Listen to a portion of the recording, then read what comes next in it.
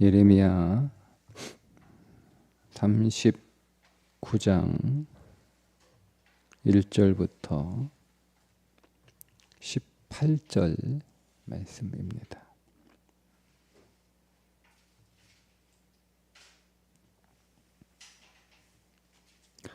유다의 시드기야 왕의 제9년 10째 달에 바벨론의 느부갓네살 왕과 그의 모든 군대가 와서 예루살렘을 에워싸고 치더니 시드기야의 제11년 넷째 달 9째 날에 성이 함락되니라. 예루살렘이 함락됨에 바벨론의 왕의 모든 고관이 나타나 중문에 앉으니 곧 네르갈살라셀과 삼갈레브와 내시장 살스김이니 네르갈살레셀은 궁중 장관이며 바벨론의 왕의 나머지 고관들도 있더라. 유다의 시드기야 왕과 모든 군사가 그들을 보고 도망하되 밤에 왕의 동산길을 따라 두담 샘문을 통하여 성읍을 벗어나서 아라바로 갔더니 갈대아인의 군대가 그들을 따라 여리고 평원에서 시드기야에게 미쳐 그를 잡아서 데리고 하맛 땅 리블라에 있는 바벨론의 느부갓네살 왕에게로 올라가매 왕이 그를 신문하였더라. 바벨론의 왕이 리블라에서 시드기야의 눈앞에서 그의 아들들을 죽였고 왕이 또 유다의 모든 귀족을 죽였으며 왕이 또 시드기야의 눈을 빼게 하고 바벨론으로 옮기려고 사슬로 결박하였더라. 갈대아인들이 왕궁과 백성의 집을 불사르며 예루살렘 성벽을 헐었고 사령관 느부사라단이 성중에 남아있는 백성과 자기에게 항복한 자와 그 외에 남은 백성을 잡아 바벨론으로 옮겼으며 사령관 느부사라단이 아무 소유가 없는 빈민을 유다 땅에 남겨두고 그날의 포도원과 밭을 그들에게 주었더라. 바벨론의 느부갓네살 왕이 예레미야에 대하여 사령관 느부사라단에게 명령하여 이르되 그를 데려다가 선대하고 해하지 말며 그가 네게 말하는 대로 행하라. 이에 사령관 느부사라단과 내시장 느부사스반과 궁중장관 네르갈사레셀과 바벨론 왕의 모든 장관이 사람을 보내어 예레미야를 감옥들에서 데리고 사반의 손자 아히감의 아들 그다랴에게 넘겨서 그를 집으로 데려가게 하매 그가 백성 가운데 사니라. 예레미야가 감옥들에 갇혔을 때에 여호와의 말씀이 그에게 임하니라. 이르시되 너는 가서 구스인 에벤멜렉에게 말하기를 만군의 여호와 이스라엘의 하나님의 말씀에 내가 이 성에 재난을 내리고 복을 내리지 아니하리라 한 나의 말이 그 날에 내 눈앞에 이루리라. 여호와의 말씀이니라. 내가 그날에 너를 구원하리니 네가 그 두려워하는 사람들의 손에 넘겨지지 아니하리라. 내가 반드시 너를 구원할 것인즉 네가 칼에 죽지 아니하고 네가 노량물같이 네 목숨을 얻을 것이니 이는 네가 나를 믿었음이라. 여호와의 말씀이니라 하시더라. 아멘. 예루살렘 성이 함락되고 이제 많은 사람들이 죽고 또 포로로 끌려가는 일이 벌어지게 됩니다. 이 사건을 통해서 인생이 두 길로 갈리는데 시드기야와 고관들의 길과 예레미야와 에벳멜렉의 길로 인생이 갈라집니다. 그러니까 운명이 달라지는 거죠. 그 운명을 갈리게 하는 것은 17절에 있는 말씀처럼 믿음 때문입니다. 18절에 내가 나를 믿었음이라. 믿음으로 인해서 인생이 갈린다는 것을 분명한 한 역사적 사건을 통해서 우리들에게 가르쳐 주고 있습니다. 자, 바벨론이 네 번째 침입을 해서 1년 6개월 동안 예루살렘을 에워싸고 전쟁을 해 결국 예루살렘 성은 함락되고 맙니다. 성벽은 허물어지고 왕궁의 백성들의 많은 집들이 불태워지고 유다의 많은 귀족과 왕자들은 살해되고 왕과 많은 백성들이 바벨론의 포로로 끌려가게 됩니다. 피난 가던 시드기야는 도중에 잡혀서 바벨론 왕 느부갓네살 앞으로 끌려오게 됩니다. 5절에 보면 바벨론의 느부갓네살 왕에게로 올라가며 왕이 그를 신문하였다 이렇게 말씀하고 있거든요. 근데 이 신문으로 번역된 히브리어 미슈파트는 400회 이상 하나님이 심판하실 때 사용됩니다. 그러니까 느부갓네살이 시드기야 왕을 심판하는 것은 드러난 모습이고 실제로 시드기야가 심판을 받고 있는 시드기야를 심판하고 있는 대상은 느부갓네살이 아니고 하나님이라는 거죠. 하나님이 시드기야 왕을 심판합니다. 그 심판의 결과는 자기가 보는 눈앞에서 그의 아들들이 죽고 유다의 모든 귀족들이 죽고 시드기야는 눈이 빠지고 바벨론으로 사슬에 결박되어 포로로 잡혀갑니다. 6절에 유다의 모든 귀족들이 죽었으며 또 그 앞에 그의 아들들이 죽었고 이 죽었다라고 하는 단어가 제물로 바쳐지는 경우에 사용되는 단어입니다. 그러니까 시드기야의 죄로 인해 그의 아들들과 유다의 모든 귀족들이 제물로 바쳐졌다. 이런 의미를 담고 있는 거죠. 그러니까 시드기야의 죄 때문에 그의 자녀들과 백성들이 죽임을 당하게 되었다. 그리고 그 시드기야는 눈이 빠지고 사슬에 묶여 바벨론의 포로로 잡혀가 그곳에서 비참한 삶을 살다가 죽음을 맞이하게 됩니다. 시드기야가 그의 눈이 빠지면서 그가 마지막으로 보게 되는 것이 그의 아들들과 그의 고관들이 죽는 거였습니다. 여러분, 인생의 마지막에 우리가 눈을 감기 전에 마지막으로 무엇을 보고 죽느냐가 그 사람의 인생이라고 할 수 있습니다. 무엇을 보고 죽느냐. 그러니까 우리가 아무리 인생을 잘 살아도 마지막에 내가 보고 죽는 것에 의해서 사실은 내 인생이 판단된다라고 할 수가 있겠죠.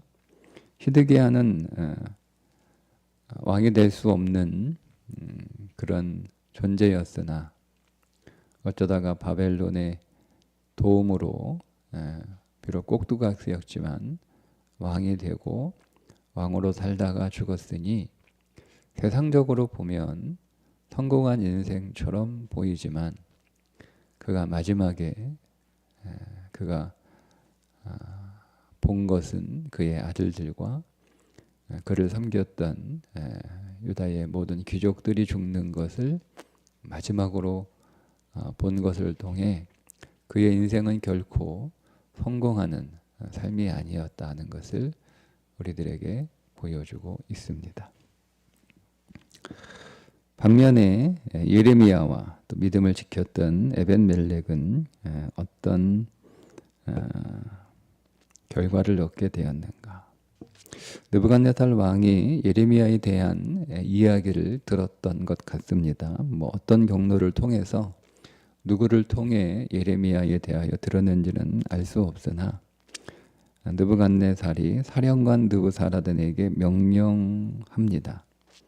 12절에 그를 데려다가 선대하고 해하지 말며 그가 네게 말하는 대로 행하라.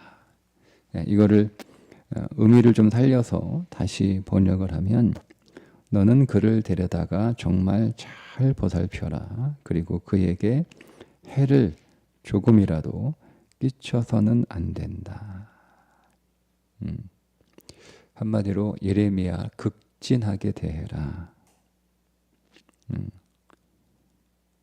하나님이 이미 그렇게 1장과 15장에서 말씀을 하신 대로 약속을 하신 대로 예레미야는 오히려 예루살렘이 다 망하고 귀족들이 포로로 끌려가고 죽고 하는 상황에서도 오히려 예레미야는 극진한 대우를 받게 됩니다. 13절에 어느 정도 극진한 대우를 받았는지를 13절에 나오는데 이에 사령관 느부사라단과 내시장 느부사스반과 궁중장관 네르갈 살레셀과 바벨론 왕의 모든 장관이 그러니까 여러분 일개 아주 조그마한 나라에 선지자를 구출하기 위해서 동원된 사람들입니다.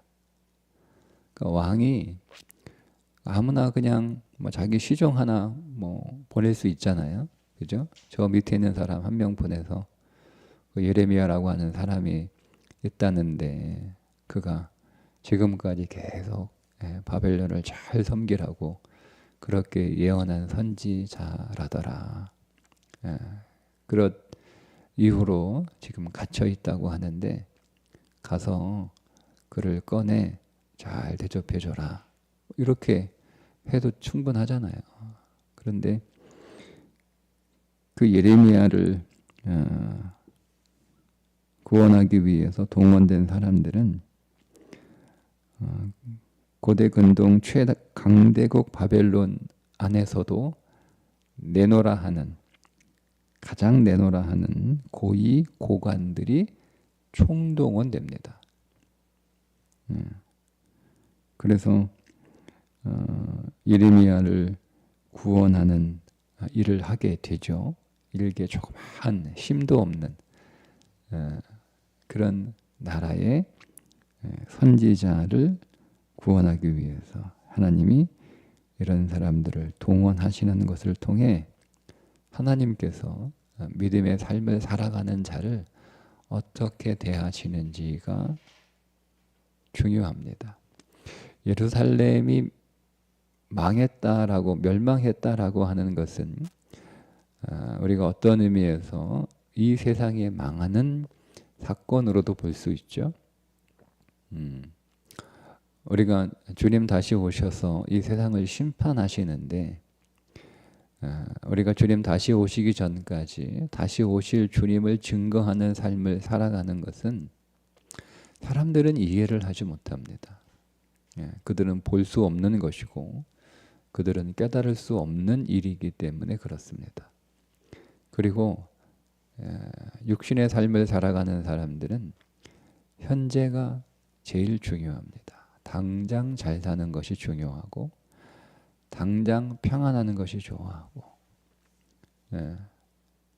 그리고 그들은 진리보다는 거짓을 더 선호합니다.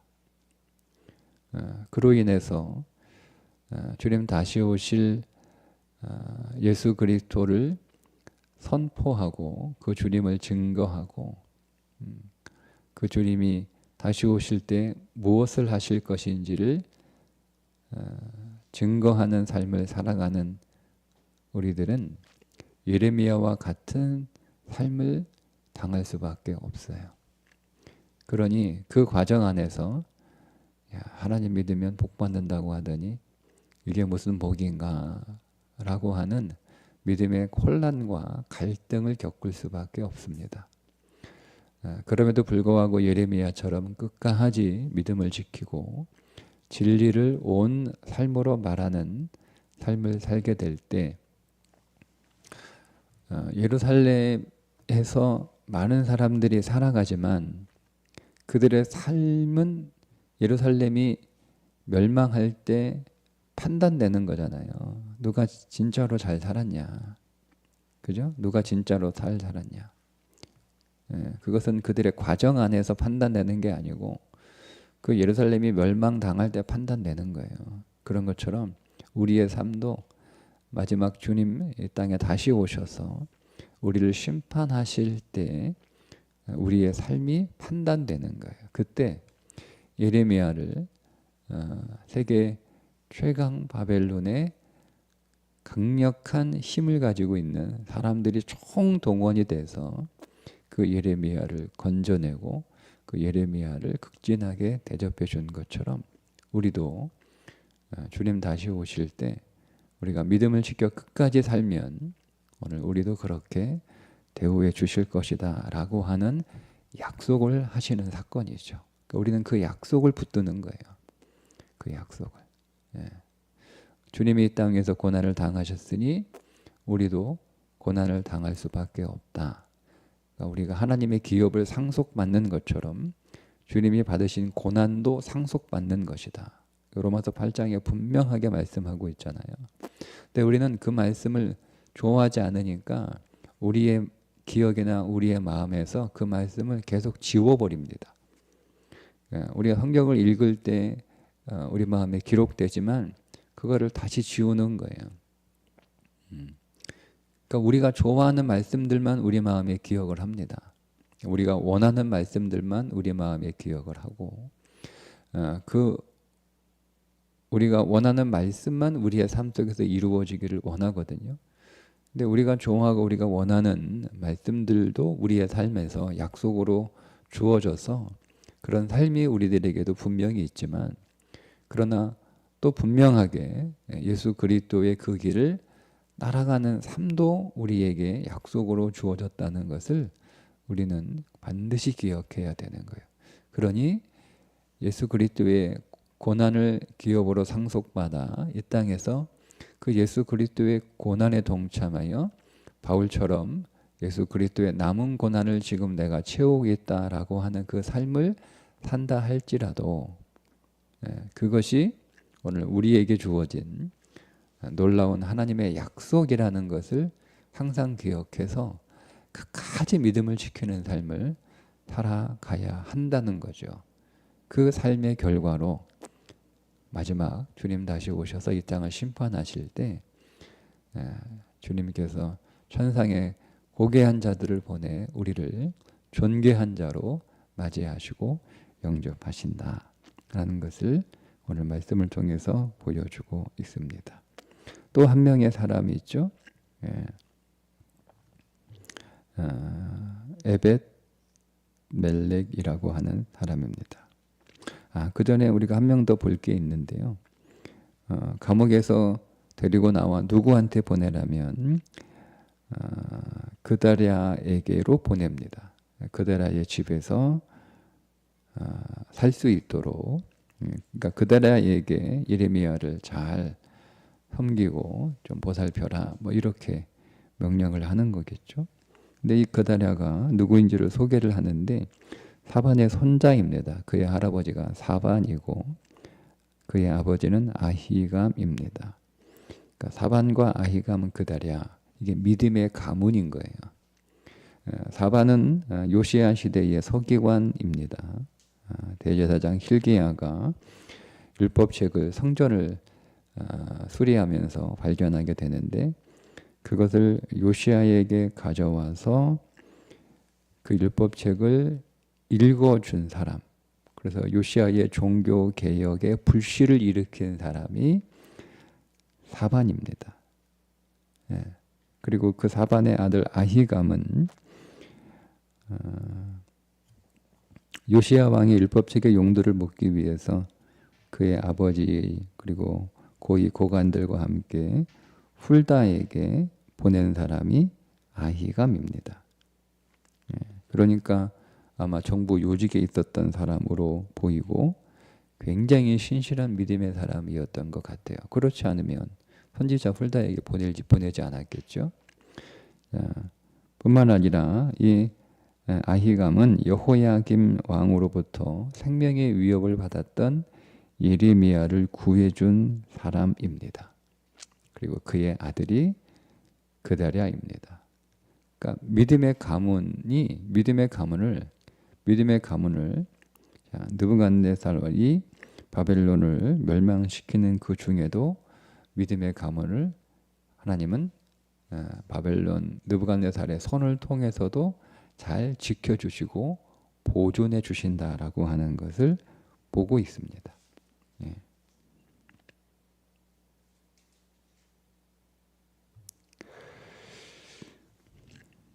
자, 그리고 이제 우리가 볼 세 번째 사람이 에벳 멜렉인데요. 15절에 예레미야가 감옥들에 갇혔을 때, 요거는 이제 시간을 약간 뒤로 보낸 거예요. 뒤로 보낸 거예요. 예레미야가 감옥들에 있을 때 여호와의 말씀이 임하는데, 그 말씀이 누구에 관한 말씀이냐면 구스인 대신 에벳 멜렉에 관한 말씀입니다. 뭐라고 말씀하시는가 하면 16절에 너는 가서 구스인 에벳 멜렉에게 말하기를 만군의 여호와 이스라엘의 하나님의 말씀에 내가 이 성에 재난을 내리고 복을 내리지 아니하리라 한 나의 말이 그 날에 내 눈앞에 이루리라.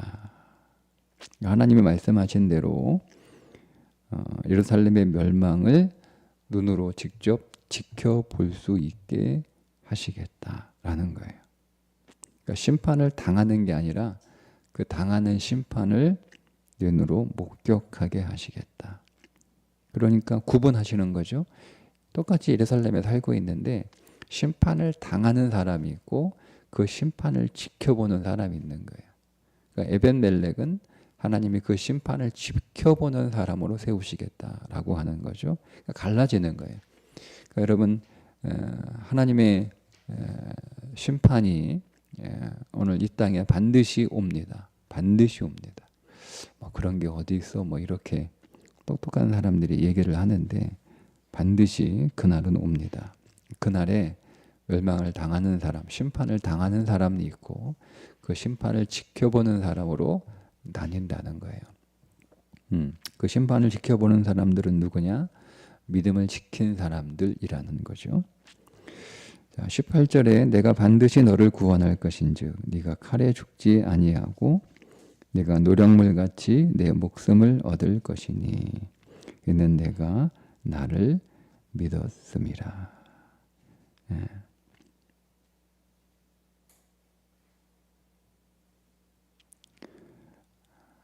약속하신 대로 믿음으로 살면 하나님께서 반드시 구원하신다 라고 하는 것을 세 명의 사람들을 통해서 예레미야의 삶을 통해서 또 그다랴를 통해서 그리고 에벳 멜렉을 통해서 보여주고 계신 거예요. 믿음의 삶의 결론이 어떻게 되는지. 그러니까 우리는 믿음의 삶을 살아가는 과정을 통해서 우리의 믿음의 삶을 판단하면 안 돼요. 믿음의 삶의 과정 안에서 처음부터 끝까지 믿음대로 살아서 소위 말하는 세상적인 기준에서 평탄한 삶을 살았던 사람이 누가 있습니까? 한 사람도 없어요. 한 사람도 없어요. 여러분 성경에서 찾아보세요. 믿음의 과정 안에서 평탄한 삶을 살아갔던 사람들은 한 사람도 없어요. 그런데 히브리서 11장에 나온 믿음의 사람들의 관한 기록들도 쭉 여러분 살펴보시면 성경에서 그 사람들이 살았던 삶의 과정에 다 세상적으로 평탄하고 형통했다라고 하는 사람이 한 사람도 나오지 않잖아요. 심지어 마지막에 언급되는 사람들은 뭐예요? 비참한 삶을 살아가요. 근데 그들에게는 다 뭐가 있었다는 거예요? 소망이 있었다는 거예요. 뭐에 대한 소망이죠? 그들에게는 예수 그리스도를 보게 될 소망이에요. 그 소망으로 살아가는 거예요. 근데 그들은 그 예수 그리스도를 약속으로만 받았고 보지 못했잖아요. 근데 그 약속으로 받은 것만으로도 그들은 그것이 그들에게 소망이었다라고 말씀하고 있습니다. 근데 오늘 우리는 그 약속으로 받은 예수 그리스도를 실제로 받았잖아요. 우리는. 그래서 그들보다 더 나은 사람들이다. 그들이 우리를 부러워하는 거예요. 야, 우리는 약속만 받았는데 당신들은 그 약속을 실제로 받았으니 우리보다 얼마나 복되냐라고 하는 거예요. 그러니까 자신들도 복된 삶이다라고 생각하고 있는데 그 사람들은 우리를 부러워할 만큼 우리는 더 복된 삶을 살고 있다는 거죠. 왜요? 그들에게 약속으로 진 예수 그리스도가 우리의 심령 안에 들어와 계시기 때문에 그렇습니다. 근데 우리에겐 또 하나의 약속이 있죠. 주님이 다시 오신다라고 하는 약속이에요. 우리 안에 오신 예수 그리스도가 우리 안에서 일하실 뿐만 아니라 이제는 그 예수 그리스도가 세상을 심판하러 오신다라고 하는 약속이고 오늘 우리의 이런 모든 삶의 고난들을 다 끝내시기 위하여 오신다는 거예요. 그러니까 실제로 끝내시는 거죠. 진리 안에서 끝내셨고 이제는 실제로 오늘 우리의 육신도 완전히 끝내시는 그 예수 그리스도가 다시 오실 거라고 하는 약속을 우리에게 주셨고 가셨잖아요. 그럼 다시 오시는 거예요. 우리는 그 약속 안에서 살아가야 되는 거예요. 그러니까 믿음은 현재 우리가 살고 있는 이 과정이 사실은 내가 보는 것이고 내가 느끼는 것이고 내게 들리는 것이기 때문에 그것이 굉장히 크게 마치 그것이 때로는 전부인 것처럼 그렇게 보이고 그렇게 느껴지는 것은 사실입니다. 그건 어쩔 수 없죠. 우리는 유한한 존재이기 때문에 그렇습니다. 우리는 시간 안에 갇혀 있는 자들이고 우리는 현실이란 이 공간 안에 갇혀 있는 자들이잖아요. 그러니까 우리는 이 시간과 이 공간을 넘어서서 머릿속으로 상상은 할 수 있지만 그걸 우리가 경험하지는 못하기 때문에 지금 현재 갇혀 있는 이 시간과 공간 안에서 내가 겪고 있는 것을 가장 크게 때로는 전부인 것처럼 느껴지는 건 사실이에요. 그거를 우리가 부인할 수 없어요. 사실 그게 더 강력하거든요. 그럼에도 불구하고 오늘 우리 안에 믿음이라고 하는 것은 그 시간과 공간을 초월해서 우리에게 약속으로 주신 예수 그리스도가 일하실 것들을 또 그 약속대로 다시 오실 것들을 그 약속대로 오늘 우리를 승리하게 하실 것을 믿는 믿음 안에서 현재를 살아가는 거예요. 현재를.